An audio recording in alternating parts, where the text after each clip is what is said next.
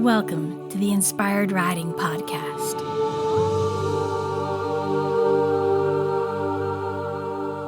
I'm your host, Beth Lauren Parrish. As a certified riding instructor, remote coach, and rapid transformational therapy practitioner, a powerful form of hypnotherapy, I'm here to remind you to slow down, trust your intuition, and really deeply listen to your horse. And this will make for the best co-creative dances possible, whether you're on the ground or connecting on their backs. Thank you so much for being here, and here we go. Hello there, inspired riders. I'm so excited for this interview coming up. I'm going to be interviewing Christina Stinchcomb. She's the author of Riding with the Chakras. Christina Stinchcomb has been a lifelong seeker and a student of the horse. Her passions include horses, healing, and pondering the nature of the universe. After graduating from Cornell University in 1990 with a degree in Cross Cultural Anthropology, Christina moved to the mountains of Boulder, Colorado, and opened a cookie company. Throughout the years, she has studied martial arts, feng shui, Reiki, yoga, animal communication, body talk, sound healing, and shamanic journey. In 2011, the call of the horse led her to Melisa Pearce's Touched by a Horse Equine Gestalt Coaching Certification Program, as well as Anna Twinney's Reach Out to Horses Trainer Certification Program. Upon completion of both programs, Christina and her husband Bart moved to a small horse farm in Chestertown, Maryland. They own and operate Airy Hill Stables, where Christina is a riding instructor, an Equine Gestalt Coach, an Equestrian Tai Chi instructor, and an equine facilitator. She also facilitates Riding with the Chakras, workshops, and retreats. Thank you so much for being here, Christina. Thank you so much for having me, Beth. I'm looking forward to it. Me it's too. Fun to finally be here. It's awesome. So, my first question for you regarding your book, Riding with the Chakras. What inspired you to write this book? Well, it actually came as a complete surprise to me. I didn't actually set out one day to write a book. I just had a revelation one day. It was about 2.5 years ago, while I was helping my friend with her horse, and we were doing this deep dive into trying to uncover some, deep dark secrets of the universe or of the writing verse, and it dawned on me like a big revelation that I was using my chakras when I was writing. And I had been familiar with chakras for decades and a horse person for decades, and knew about putting them together in a certain way, but hadn't ever put them together in this way and as actually riding, and how the chakras help us to inform us as riders. And when I had that aha moment, thought, wow, I can't believe I had never put this together before. Why hadn't I heard of this before? Because surely if it had been done before, I would have known about it, is what I always, had kind of thought. And so I ended up Googling later, writing and chakras, and there was one article that I found that was written by a woman named Esther Roberts, and it was published in, I think it was Horse and Rider magazine, and it was a series of short little kind of articles about how the chakras relate to the dressage training pyramid. And I thought, well, that was really, really cool, but it was different from what I had in my mind. And so I started to, originally thought that it would be in the format of workshops, and that there would be a workshop workbook component to go along with it. So as I was writing down and just kind of making sense of all the different thoughts about how the system fit together, it really evolved into a book. So it's a book. That's brilliant. Well, I'm sure glad you wrote it. Oh. I mentioned before we started that my clients in my private group absolutely love it, and we're doing little I call them 5-day adventures. So we do the first week of each month a theme, and so this month we're doing the lower chakras, and next month we'll be doing the upper chakras. And I've used a few of your quotes from your book, referencing back to it, along with some of my meditations. So that's been really fun to combine all of our forces together. I love that. Yeah, that's fantastic. Thank you. Cool. Yeah. Love to know more about your 5-day adventures. Oh, thank you. I mean, we just do all sorts of different things because that's why I call it inspired riding. It's like whatever I get inspired to do, what lights up for me, then I ask the horses, does it light up for you? And then I ask my clients, and then it's all this beautiful simpatico of green lights. And then that's all green lights, then we go for it. So excellent. Yeah. Yay. Love that. Yeah, green lights. So that's neat. I actually worked with a friend of mine, Tina McMahon, who is a biofield tuning practitioner. Have you ever heard of biofield tuning? It's a woman, Eileen McCusick, put together this modality. She uses tuning forks to work within people's energy fields. And so as I was doing my research on the book and on chakras and doing my deep dive, I discovered Eileen and really loved her work, and found Tina, who's somewhat local practitioner, and invited her out to the farm. I had her do a little demo day here and talk about biofield tuning and all that. And then I did a session with her, and a lot of it was about being a coherent facilitator, bringing this work out into the world, the work of riding with chakras. And what kept coming up in the session was green lights, green light. And it was funny because when I was little, I grew up in, I lived for a few years, I should say, in Braintree, Massachusetts.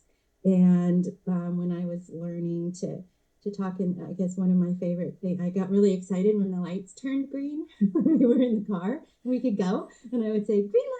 Or actually, I couldn't pronounce green. I just said geen. That's and so adorable. for years, my grandparents, of course, thought that was adorable. So green light was something that they, was just a thing.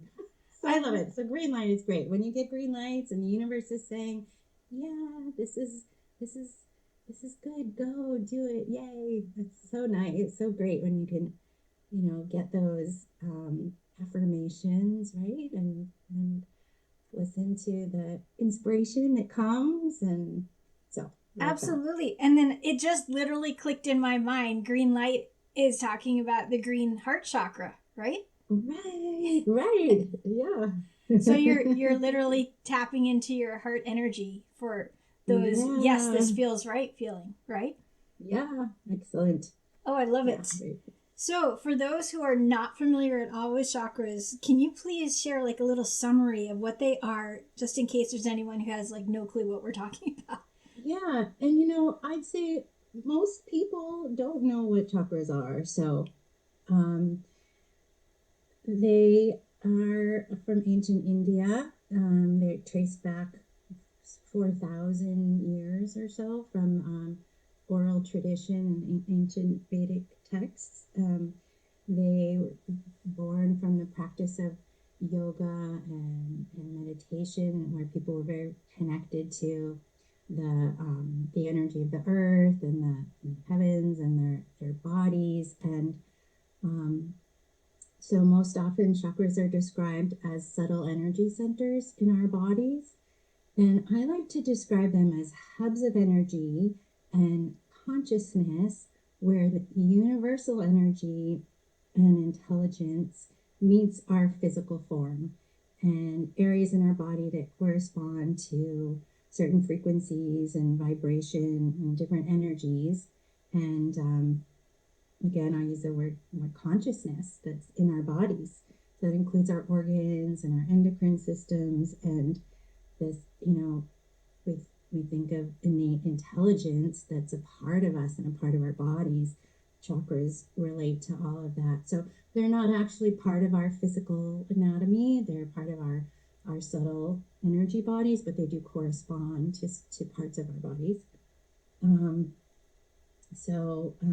bodies have so much wisdom to offer us. So briefly, there's 7 main chakras. So starting at the base of our spine and then going up to the top of our head, we have the root chakra, and then our sacral chakra, our solar plexus chakra, the heart chakra, throat chakra, third eye chakra, and our crown.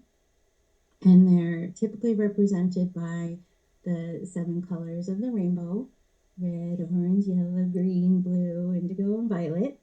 And that correlates to the relative frequencies and vibrations of those energies. So red goes with the root being the lower frequency, the longer wavelengths, more for grounding, that kind of thing. And then as we go up to the crown, that's the violet and the higher frequency, so more of a less dense, more ethereal kind of energy. And one of the things that we tend to learn about chakras individually, kind of separating them, kind of the way this like Cartesian model of the way we like to learn things is we break it all apart, right, into parts and pieces, just like a learning to ride. We break down our individual aids and things, but that's the synergy of it all coming together. And so if we think of the chakras as really the synergistic system of energy that works in our bodies and our more subtle bodies and the extended beyond our bodies, it's a system. It's not just these individual parts and pieces, but a system. And so we have the energy that comes through the chakras, like just cycles of energies where the energy goes up and comes down. And there's 2 main currents. We talk about the currents as the ascending current, where we go from the root up to the crown. And then there's the manifesting current that comes down. So like when you have an idea and an inspiration, it's something that we bring down into more of a physical or into manifestation. So those are kind of the 2 different currents. So there's a brief nutshell overview of chakras. I love that. Thank you. Go on and on. It's hard to just be concise and simple and pick a few basic things, but that gives you a sort of a good entry point into what they're all about. Yeah, that absolutely makes it clear. So I really appreciate that explanation. Thank you. Yeah, sure. Yeah. I think, they became a little more popular in the States back in like the late 60s and early 70s during the like New Age movement, like with yoga and like to say yogurt, granola. So Christina, as I'd love to focus on building confidence for riders, how do you help riders to feel more confident and connected with their horses? Yes. So, right, that's so important to build our confidence. You do an amazing job with that, Beth. And not just really with our horsemanship, but in life. Our horses really want us to feel confident. But when we look at what does that really mean, I think maybe that what they really want is for us to feel present and connected to ourselves and to our environment, and to have a clear vision of our intention. And because they know our intent probably better than we do a lot of the times.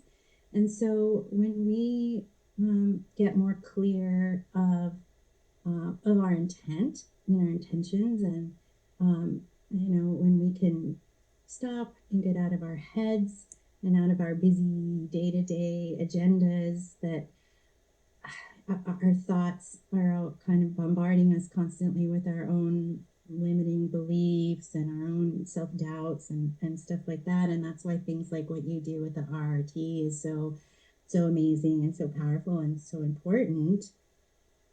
That so I think in doing our own personal work so that we get to know ourselves as well as our horses know us, that's really what helps give us our confidence, is that sense of knowing who we are, that sense of our self, knowing what our values are, knowing what our intentions are, having a clear vision of where we want to go and who we are. And so it's really about that sense of self.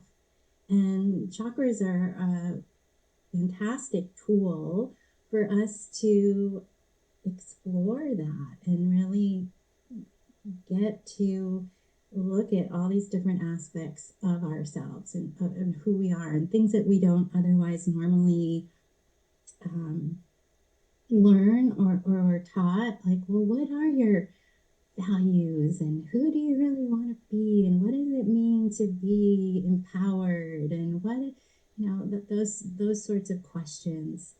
So I feel like doing that kind of personal work and exploration is what helps give us that deeper sense of confidence, and that's what comes through most with our horses, is when we're congruent and aligned with our own inner thoughts and feelings coming through in our actions and all the ways that we're engaging with our horses. And when we have that sense of being, I could break it down into those three principles of being grounded, being centered, and aligned. I think when we can find that place, then we have that sense of confidence that comes through. That's beautiful. Yeah, it's all about just knowing that you are feeling safe in your body, clear about what you're asking, and then your horse can say, oh, there you are. You're not floating away in the ethers, Yeah, right. It's clear to them we're not sending as many mixed signals full of our own doubts about, are we doing the right thing, or just calming ourselves and regulating ourselves and being okay in the moment, even if it's saying, I'm not sure and I don't really know. Yeah, being okay with that. Absolutely. It took me a long time to be able to just know that saying, I don't know, is an okay answer, Definitely. And there are so many riders I know, I would call them like the type A type of riders, who they just want to get it right. And then they struggle with the feeling of really looking deeper inside themselves to analyze why they feel like they're not enough. And they have to push so much just to feel like they're enough. So to take that step back and to slow down, it's really hard for them because they get stuck in those patterns and they live their whole life that way. So yeah, like you mentioned, I absolutely love doing the hypnotherapy sessions because it uncovers that. When you feel brave to ask for the help to actually get to these deeper levels, then once you understand it, then you can do anything after that. It's the most freeing, liberating feeling. And then you get to be your authentic self. You get to feel magnificent. And that's pretty much what the horses have always told me. They want us to step up and be in our magnificence just like them. Yes. And understand how we are, we have this lovely view of revering horses as these amazing sentient beings. And the truth is, we're pretty amazing sentient beings too. And we just have these, these prefrontal cortexes or whatever that, take over a little too much and give us too many things to think about and question and doubt ourselves. And what you said, you really, I think, hit the nail on the head, is that element of like, oh, I'm not good enough. And that shows up in lots of ways, but certainly, with the horses. And so, yeah, being able to come to bring some awareness and some healing and some self-love and compassion around around that is tremendous. It's huge. Yeah. Fix It's everything. It's a brave thing to go that deep. And I really feel like reading your book will help people uncover a lot of those layers and start to question a lot of their patterns. So I think it's really important work out there. So I really appreciate that you wrote it. Yeah, thanks. Thank you. Yeah, well, I give a couple shout outs in the book, and a lot of the work that I've done. And, I feel like being a good horse person really is a journey in personal growth. And, the Equine Gestalt Coaching program was a 2-year program with Melisa Pearce's phenomenal program to go through and looking at all of those parts of ourselves and those things too. So any kind of program or coaching, therapy, any kind of personal work is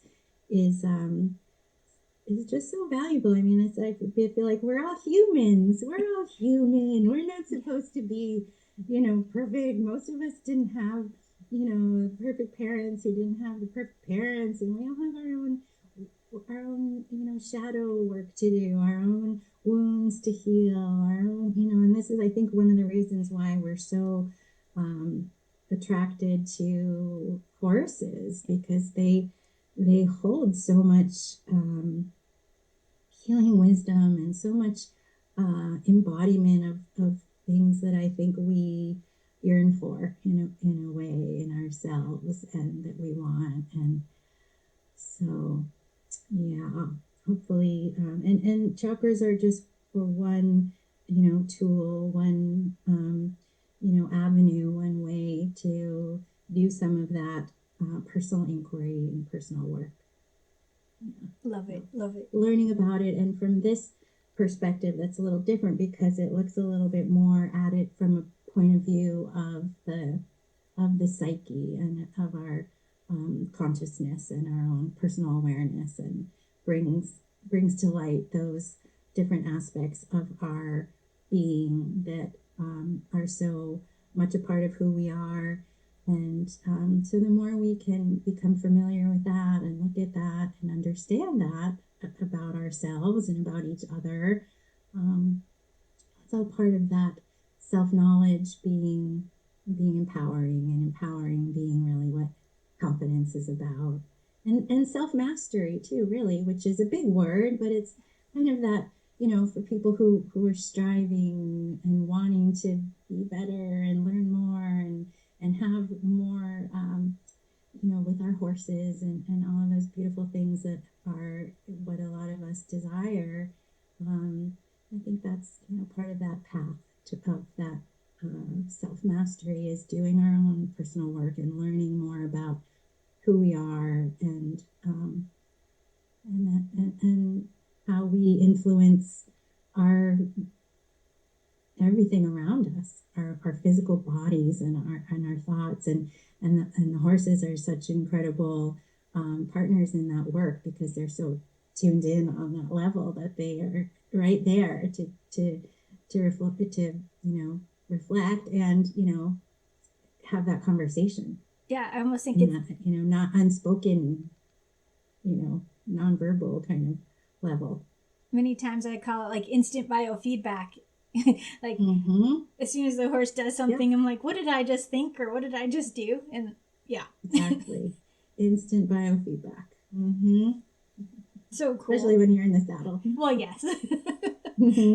They teach us so much. I really feel like they highlight whatever is inside of us. So it's doing an honor to yourself and to your horse to do these explorations, so that way you can be more in harmony with them. Yeah. So Christina, what lights up for you and makes you feel amazing when you're teaching about riding with the chakras?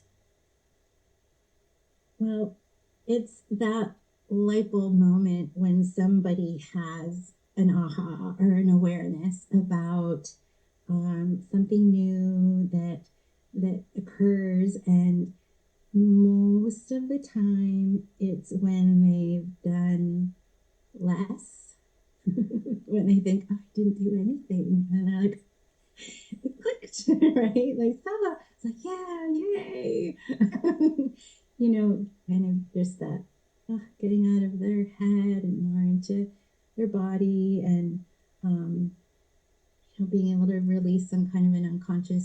pattern, holding pattern, or something along that line. So yeah, that's really what lights me up, is when somebody has that they've heard something dozens of times before for years, thinking that they understand it, and then all of a sudden it's like, oh, that's what that is about. That's what that means. So beautiful. And for me, after I read the book, I've started to, as soon as I'm done with my mounting block ritual and I ask permission to get on Pepper, and I sit there and I breathe and I scratch him. And then the next step is I just make sure I feel lined up with my posture, and I think about the chakras lining up and kind of like vibrating and spinning, if you will, and just making sure everything feels clean and clear. And I'm not kidding you. As soon as that all feels like the green light, I feel like Pepper walks off like immediately. He's like, "Yep, we're on it. Let's go." That's great. Yeah, that's super cool. Beautiful. I love that. Thank you. Yeah, I just had to share. So fun. So, can you share any transformation stories that you or your students have experienced since focusing on riding with the chakras? So this is a little random, but this is kind of relates a little more to your last question about what lights me up. It's when people also understand that their energy. Have you ever seen those little energy sticks that they're very inexpensive little things that are used like in science class with kids, where you hold both ends of it and like a light will turn on or it starts to buzz. And then if you let go, it stops, and then you hold it. And so then if you have a few people together, or even a whole classroom, and everyone holds hands, and once the circuit is complete, and both ends of the thing are being held by different people, it'll turn on again and vibrate again. And then if someone drops their hands, it turns off, and then you hold hands again and it turns on. And have you ever seen that? I feel like there's a vague memory in there that maybe we did that when I was little. Yeah, but that sounds amazing. So grab it. But yeah, and then people are like, oh wow, like we are electric. We are, energy beings. And so anyway, that's another thing of just like, oh yeah, when people go, oh yeah, wow, I understand now, like, oh, we are energy. So you said transformation stories, right? Of yes. People that I've shared the work with. So really, in the moment, someone's on the horse and guiding them through connecting to their chakras, and just watching that process and watching the horses, validate and watching the person's body. So just that whole process, it bringing somebody through that, connecting to each of them and relating to how we might use that in our riding is really fun. But I'd say that the best thing for me is watching over time, somebody going through their process of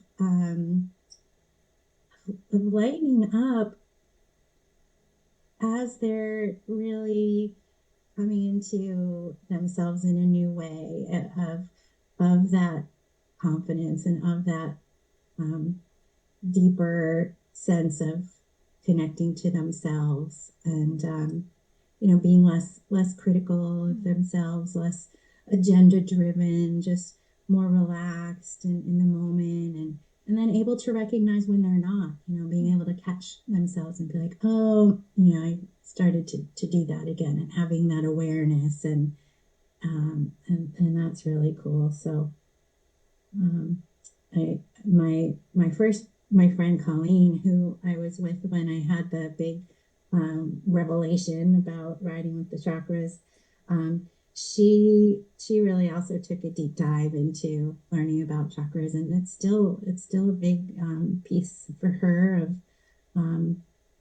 of learning more and more. And so when other people catch on and get into it too, I think that's really fun. Yeah. Beautiful. I love it. What do you wish every rider would be inspired to do? My wish is for every rider to let their inspiration flow, which is inspired by a quote from one of my favorite songs. And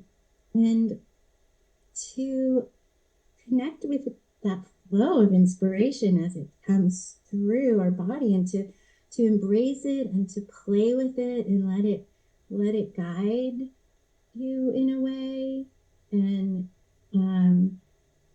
to really know how amazing everybody is, and how powerful we can all be with our own thoughts and our intentions and our energy. So it's kind of be inspired by inspiration itself. Yes. and yeah. And what was the song? It's actually a Grateful Dead song. It's Terrapin Station is the name of the song, and it's let my inspiration flow. Oh, I got chills. That's beautiful. Yeah, it's beautiful. It's in token rhyme suggesting rhythm, which is beautiful too, because that's going with our horse and suggesting rhythm, and yeah. It's a beautiful song. It's a long song, but it's like this epic tale and journey, and it's probably my favorite song. I never knew a Grateful Dead song to be short, so yeah. Right. That's awesome. I'll have to look it up. But I love the idea of suggesting rhythm, and that's really the whole shift in the horsemanship now. Is we're not demanding, we're suggesting, we're inviting, we're being grateful what they offer, Right? Yeah. We just had Diane Sept here. She's an amazing clinician from Washington State. She was here yesterday, actually. And I'd say one of the pieces that I found the most powerful was this idea of bringing in this oscillation into our movement, and the horse's movement, both just on the ground and in the saddle, and that idea of suggesting rhythm and suggesting oscillation as flow, because everything is in flow. Like, the idea of chakras spinning is something that I've thought about a lot, because I don't know that I want to have that direct experience myself of do I really feel them spinning? Because I feel like everything spins, right? Yeah. Energy and atoms and everything is spinning. Just that oscillation and that flow, and how everything is moving and pulsing, and nothing's really static, even in stillness, and so when we are wanting to bring something in, or alive, or even just feeling or being, even if it means we're just being in that present moment, I feel like there's and again, I'm kind of right here going, it's like this heart energy, this green light, right? Of it's love, and we're breathing, and we're in the moment, and we're full of joy, and it's just feeling that kind of thing. So if we can, if nothing else, coming back to that breath and our heart, and that heart space as a way of connecting with ourselves and connecting with our horses and being in that moment. And so there's one takeaway from this was just, that idea of oscillating and connecting to that suggesting rhythm and that flow, and letting everything kind of be in flow, because we are in this. I mean, if you think about, we're on this earth, and we feel like we're still, and we just had the eclipse, right? So we can kind of think a little more cosmic and planetary, and there's so many amazing things going on right now. But if we imagine just like the earth spinning, and then we're revolving around the sun, and then our whole solar system, and then we're in this little galaxy in the Milky Way, and I mean, we are just like, there's so much energy moving all the time. We are on the move. The time. Yeah. And there's a tangent for you. I love it. But no, as you were saying the word oscillating, something I do all the time is I literally start visualizing and my eyes do the figure 8, the little infinity symbol basically. And I feel that energy flowing right now between you and I. And then I feel it when I'm with the horses. And so if you feel it within yourself, like you just get jiggy with the flow of it, basically, to quote Will Smith, you know, getting jiggy with it. It's such a beautiful symbol. And when we feel it, you know, between people, even, you know, between spaces and at a distance. And then, you know, when we look at our horse's body, we could, you know, look at even just, you know, the front of their nose, their head pattern, and then looking at, you know, their whole body pattern, the bigger figure is just like a you know, a fractal unfolding, that different kind of flow. And even with the flow of the chakras, like I was talking about the ascending current and the manifesting current, and there's, you know, these two main, so we have the main, our central channel, and then there's the two other primary channels or nadis that are called the Ida and the Pingala, and it's represented by the masculine and the feminine energies, and the divas, Shiva and Shakti, or the representation of that in the ancient Hindu tradition. And so there's this constant weaving of that flow and that pattern, and so it just the way everything flows. And I know, you know, you and I originally connected through the Equestrian Tai Chi with Jenny Pim, and so I know we both share love for the Tai Chi and Taoism, and really it's also all about that flow of energy and that balance and that harmony. And even just looking at your little sign there, free your mind, like that little doodle of like do do do do do, right? I literally found that today and had to put it there. I love it. If I were to have a tattoo, I don't, but I would have that little that little loopy loop. How cool! Yeah, I don't have any tattoos. I have a lot of scars, but I don't have tattoos either. So I never really thought about what I'd want because it just didn't cross my mind. But I just think that's really cool. That's so funny. We just went to this thrift shop. We went to a thrift shop by chance because I was looking for a specific golf club because I also play golf. Oh. And I was trying to fill my bag. I needed to find a sand wedge. So we thought maybe the thrift shop will have it. And that was the one thing I found in there. We got it for $3. I'm like, yes, I'm so excited. Yeah, I think there's also, you know, Frank Zappa. Mm-hmm. Yes. Musician. Frank Zappa. He has a quote about free your mind, and it's a little rude. I won't say the that's okay part, but and something else will follow. Being me was I think of the En Vogue song, free your mind and the rest will follow. Yeah. Yeah, that's great. Great apropos. So fun. So one of my Inspired Riding Connection group members wanted to ask, if you have multiple horses, what's the best way to reset yourself between each horse? It's such a great question. I love that question. I've been thinking about it since I first shared your questions, and I think that if you're working one-on-one with a horse individually, and you know, maybe it's intense and it requires a lot of your resources, that, you know, to take as much time as you need to reset by, you know, resting and like the idea of just punctuating your paragraphs as much as you need, and maybe it's some breathing or some grounding, or going for a short walk to clear your mind, or you may only need, you know, a couple moments in between that, you know, just a drink of water or a quick breather.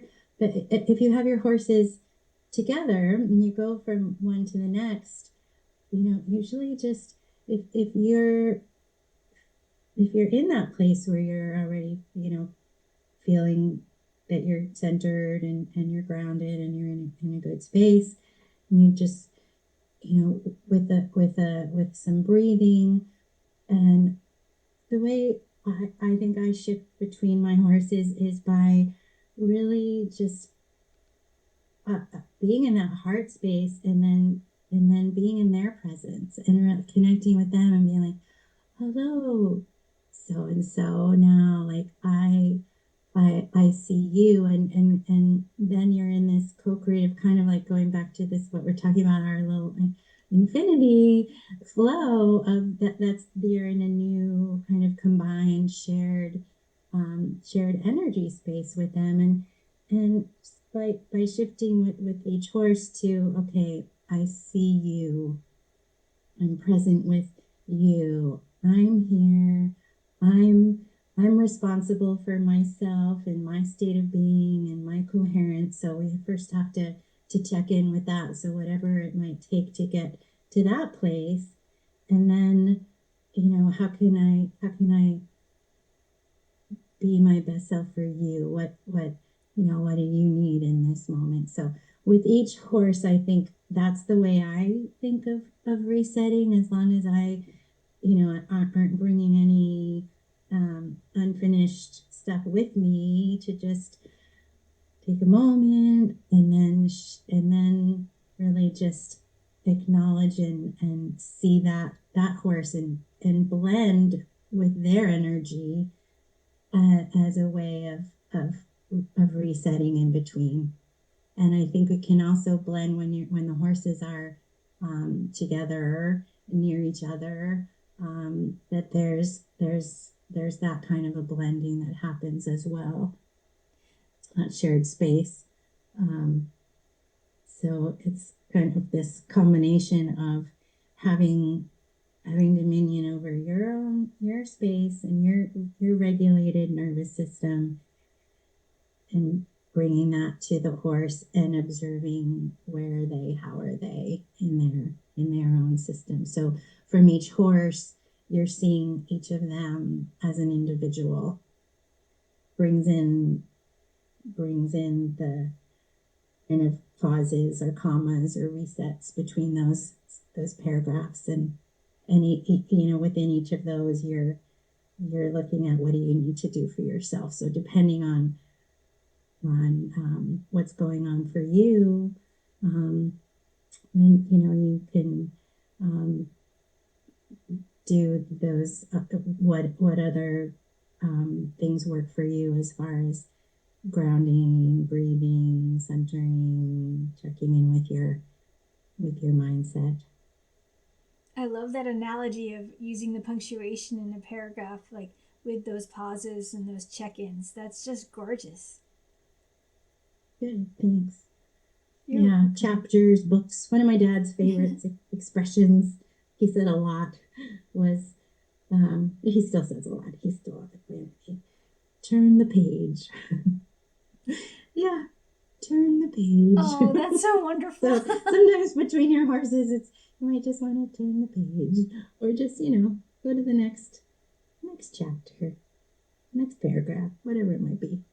That's so good. And I really love that you emphasize checking in with yourself first, making sure you're coherent and grounded before you move on to the next interaction with another gorgeous being. That's so important.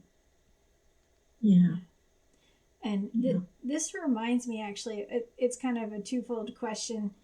I was curious about your thoughts on it, but I've learned in the past, and I kind of made it my own and even created a little meditation out of it. We call it like the string meditation.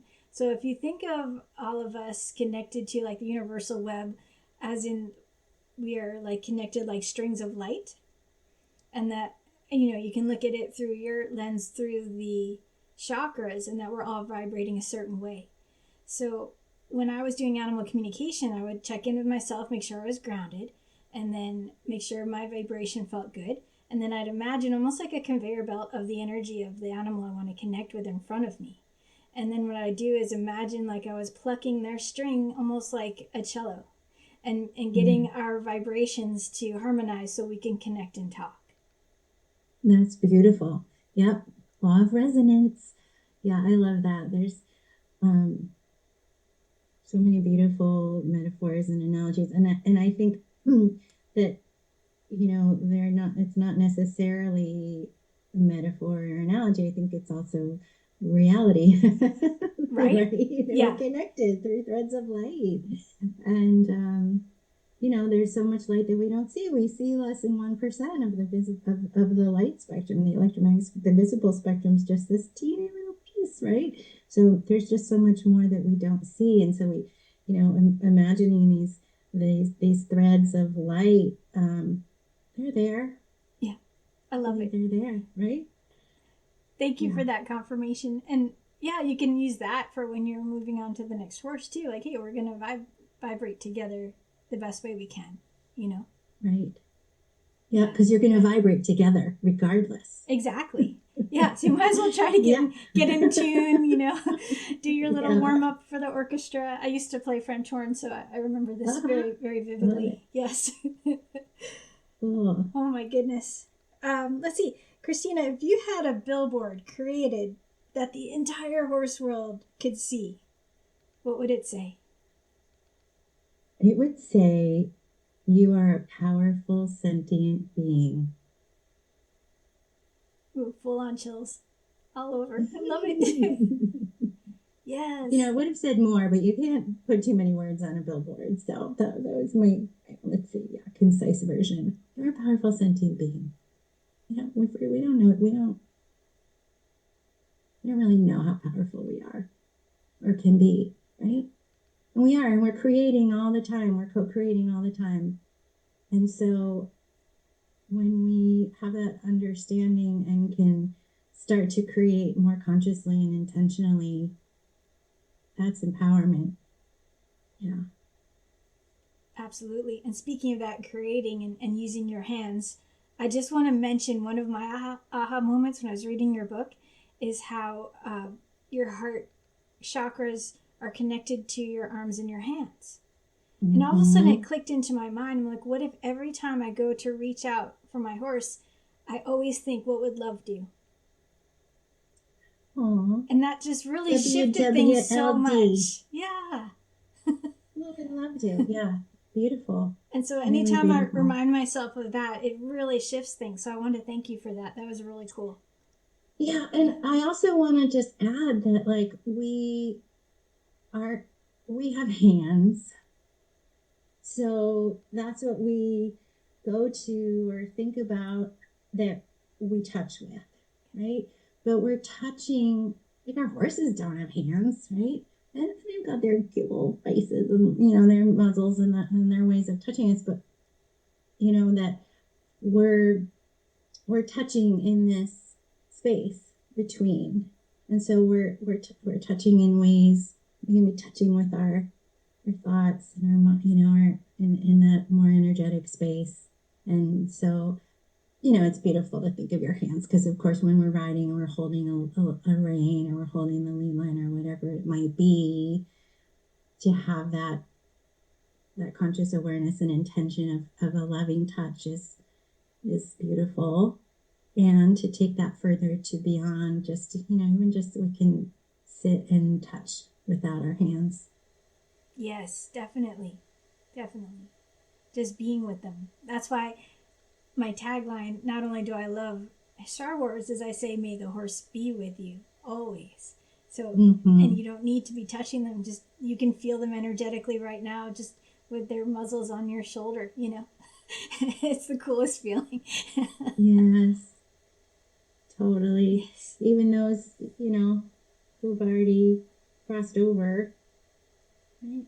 Exactly. Yeah, they're with us all the time. They often come to me in dreams, and we get to connect that way, or through songs. They give me songs that will remind me of them. I know my little Arabian chose the Pharrell song "Happy" because he wanted me to know that he is happy and we had a happy life. And so anytime that song comes on, it just goes, oh, there's my boy. I get so excited. Yeah. Great. No such thing as coincidences. No. Yeah. It's a divine intervention. We're all connected. Yeah. Yep. That would be the other billboard. Oh yeah, I love it. You can have two. I think that's important. Yeah.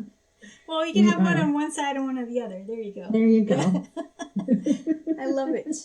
It would be one of those like, you would just like turn and then it would be one, yeah, right? It would have the oscillating flow. There we go. Oh my gosh, that's perfect. And that would actually make people really stop in their tracks to look at it, there right? You go. Yep. I like that. They should design that. Uh-huh. Oh my gosh. Totally. So is there anything else that you'd like to share that I haven't asked you? Well, I thought of a couple of things, and I feel like we touched on it a little bit, but that, you know, we're so much more than just our five senses, and also, if people aren't familiar with the work of Masaru Emoto or Veda Austin's work, where they're, you know, freezing water and showing the crystal formations and other images that come through, the hidden messages in water, the intelligence of water. It's, you know, thinking about our bodies and horses' bodies, and you know, being some 70% in most of our bodies is based in water. And you know, also the thinking of this space between us as this sea of energy, like in Tai Chi Qigong, we're talking about the sea of Qi, right, which is our energy. And so, I mean, not that water isn't amazing and intelligent, but maybe it's just this medium that gives us this visual that shows us things that otherwise we don't really see. So I was just thinking of that as a way of actually seeing something that is in that that in the void that isn't really a void. It's not a void. It's this sea of incredible energy and intelligence and potential. And so that's that, you know, that could be another billboard, but that's a lot of words. There's just some pictures of the water crystals, just to give somebody that little, you know, idea of what's not just possible, but what I fully believe is the reality of our, you know, this universe, of our human experience, of what is out there in the, you know, in the vast universe. Yeah, we have to simplify things to then allow ourselves to then expand from it into the sea of possibilities. Yep. I like to use water as an analogy when connecting with a horse, and if you want to bring the energy up or down, and I tell them to think about ripples in the water. You know, so you want to get yourself calm, but then if you're both kind of falling asleep and you need to wake up, create the ripples within yourself and then send it out to your horse. And so that's really cool that you said that. Yeah. Oh, and I love that too. That's a great visual, and yeah, cool. Because we have a few horses that could benefit from that. Yeah. So I have this thing when I was bringing that up, and that's that. Yeah. I have this thing when I was 16. I had a dream that I had to climb one of those gym ropes, and I was like not having it in my dream. I was not happy, and then all of a sudden there was all these like little golden orbs floating around me. And I heard a voice say, you have to choose one of these orbs. And I was getting frustrated because it was like in my vision and I'm trying to climb and everything was just hard. And then all of a sudden it clicked. I'm like, wait, there's a golden orb inside of me. And then I was like, I choose that. And as soon as I did, I felt it spin. I went up the rope like no big deal. And then I'm on the roof and I'm stargazing and I'm feeling so relaxed and happy and proud of myself. And that was when I was 16 years old. And that dream was so vivid. So anytime I feel like I need a little extra energy or a little extra confidence, I think of that golden orb inside of me and I get it spinning. And I literally feel like I can create those ripples from there. And it's just a really gorgeous feeling. Yeah. That is amazing. That is amazing. I think I remember you shared that in your book, right? That story. Exactly. Yes. Yeah. And you know, I mean, sounds a lot like a chakra to me. Right? That's why I was like, okay, now I'm understanding why I had that dream, you know? That's so beautiful. That's so beautiful. And, what if everybody had that sense of golden orbs inside them that, the world would be a different place. Yeah, we just need to activate it. Just like push your belly button. Let's go. Yep. Yep. Oh my goodness. Well, Christina, how can people get in touch with you? And is there an offer you'd like to share about? Yeah. So my primary website is airyhillstables.com. But if you go to ridingwiththechakras.com, it takes you to a page on my website. So you can find me there. And I would love to just gift anybody who would like one. I can send you, if you email me, send me a little note. I will send you a PDF. I have a poster for Riding with the Chakras that gives a little short summary of each chakra and where they are. It shows them on the horse's body and the rider's body, and it has the name and a few of the primary aspects of each of those. So I'd be happy to give that to anybody who wants, and you can print it out just as a, it works in black and white, or if you have color, just a regular piece of paper, or you can print it out, make it bigger. They're beautiful posters. And I'm also doing workshops, Riding with the Chakra workshops. So I'm offering 1-day and 2-day workshops. They're unmounted. We do bring them to the horses on the ground. The 1-day is for anybody. You don't have to be a horse person. It's just about chakras. Wisdom through the chakras is the name of the workshop. So I have a couple of those scheduled for here in Maryland, and also had a couple other places around the East Coast, and later this fall in Colorado. And if anybody's interested in hosting a workshop, that would be amazing. So be in touch, and love to chat with anybody about doing that. That's fantastic. And what a beautiful gift. Thank you for that. Absolutely. Yeah. And I'll be sure to include all of that information in the show notes. So anyone listening to definitely go check that out. And that's great. Very generous. Thank you so much. So finally, Christina, just for fun, if you were a horse, how would you describe yourself? It's a fun question. So if I were a horse, I would definitely have I would be a multiple swirled horse. At least 2 swirls, maybe even 3. It would probably be a draft cross. Like my mare Jade. I think I would love to travel and go on adventures, but I'd be really happy to come home. And I would want a nice big pasture with a few friends who don't boss me around. And some good grass to graze on, but not too lush. And a nice cozy shelter that I could go in and out of at my discretion. And I'd enjoy being groomed and ridden, but I'd be really particular probably about who did it and how they did it. And I definitely have opinions that I'm sure I would express hopefully clearly. And as I describe those things, I definitely sound a lot like my mare Jade, who also has some other issues, so I probably should look at a little closely. So anyway, yeah, she definitely has a big space bubble, but I don't have that big of a space bubble. I don't think so. It's all good, but I love that so much. Thank you for sharing that. How about you? I haven't heard you answer that question. Oh, well, I am pretty much the epitome of my pepper pony.